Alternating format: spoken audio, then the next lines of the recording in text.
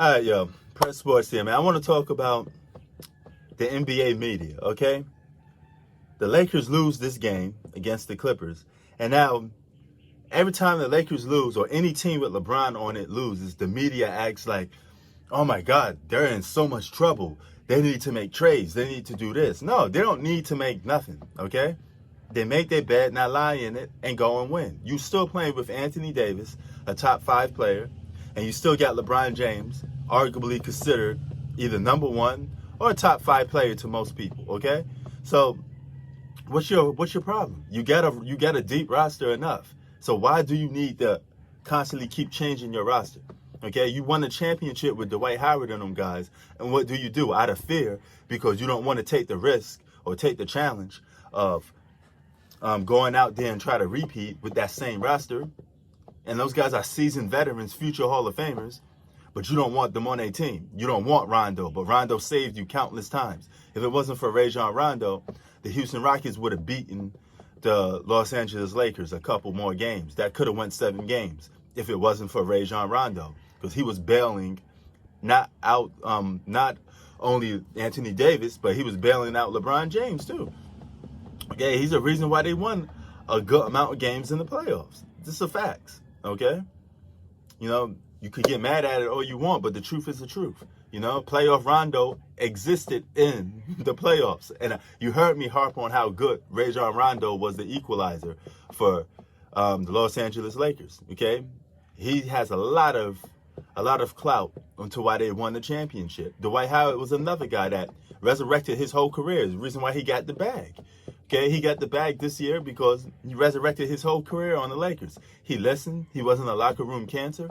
He dispelled all those BS rumors of him not being a good teammate.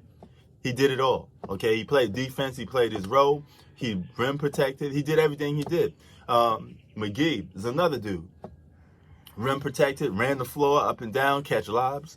You know, so Lakers did take a step back defensively, but they got better offensively. Now, defense, if you play basketball, I played basketball for teams. And so if you play basketball, the coach will always tell you defense is about effort. So anybody could be a great defensive player if you put the effort in towards it. You know, even if you can't guard certain people, just hack the dude, you know? Send him to the free throw line. Let him feel your presence, you know? So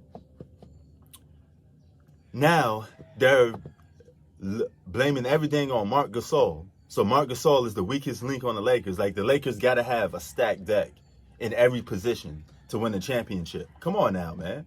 So every other team is allowed to have a weak link, but the Lakers. You tell me if that make any sense to you. That don't make no sense at all, okay? If Marc Gasol is your weakest link, fine, cool.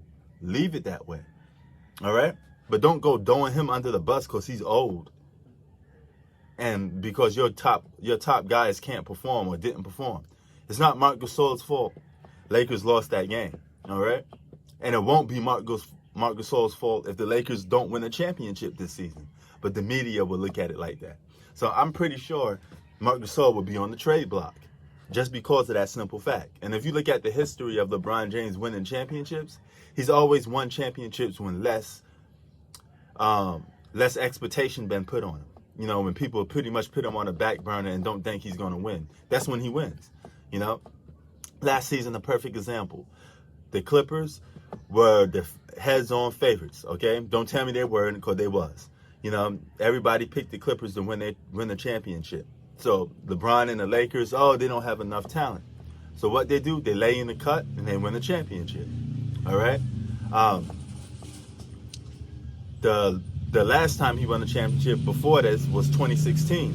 But this was coming off the Warriors winning 73 games and Steph Curry being presumed as the best player in basketball, being crowned the best player in basketball. All eyes was on the Warriors. LeBron James and the Cavaliers got to lay low in the cut.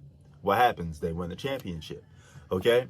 Now, what happens when hype been placed on LeBron James? He's lost. 2011, Big Three first assembled, changed history of basketball. People suspected them to go out and win. What happens? They lose. All right? And with all the hype and pressure on the world on their shoulders, they lose. All right? 2012, people put the Miami Heat on the back burner is iffy. You know, they don't know if the Miami Heat's going to win the championship or not. It's 50-50. What happens? They win the championship. Okay? They two-peat, and the pressure gets put back on them to three-peat. The first team ever to three-peat. And, you know, since the Lakers and all this other stuff. Hype's put back on them. Everybody's on the LeBron James hype machine. What happens? They lose 2014 finals, all right? So every time the pressure's been put on LeBron, he loses. But when you don't put the pressure on him, he has a better chances of winning. Now, last time I checked, the Lakers are the heads-on favorites to win the championship this season. So if history plays itself out, that means they won't win the championship this season if you're going by the history. You know, so he has to break that mold if he can win the championship this year. But, you know, don't go throwing your teammates under the bus when they're role players and they're just playing a role. Okay? You as a superstar has to be the one to go out and do your thing. Okay? If the game's on the line, don't sit there and say, "Oh, we passed the ball to Marc Gasol." What the fuck you doing passing the ball to Marc Gasol in the fourth quarter anyway, if the game's on the line? All right? Shouldn't your main guys have the ball in their hands or be willing to take the shot? Come on now, man. It don't make that much sense. It's common sense right here to know that your main guys are going to be ones with the ball in their hands most of the time. So they're going to be responsible for the winning. And guess what? They're going to be responsible for the losing. Prince Sports out. Peace.